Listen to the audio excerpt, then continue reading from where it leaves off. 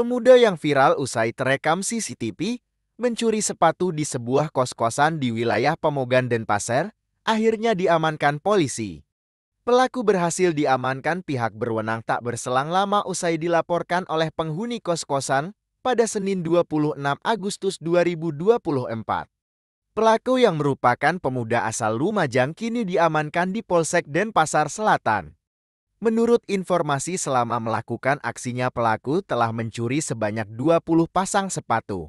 Sebelumnya, viral seorang pemuda terekam kamera CCTV melakukan aksi pencurian di sebuah kos-kosan di daerah Mekar 2 Pemogan Denpasar.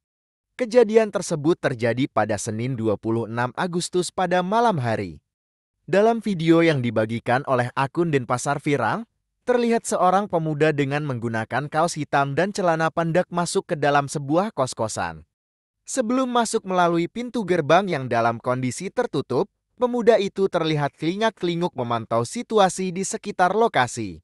Merasa situasi aman, karena terlihat penghuni kos sudah di dalam kamar masing-masing pemuda itu, dengan leluasa masuk ke dalam wilayah kos tersebut. Terlihat pelaku mencari sesuatu yang bisa diambil di depan masing-masing kamar kos.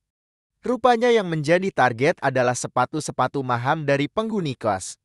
Dalam video yang dibagikan terlihat pelaku berhasil membawa 3 pasang sepatu dan sebuah kipas angin milik penghuni kos.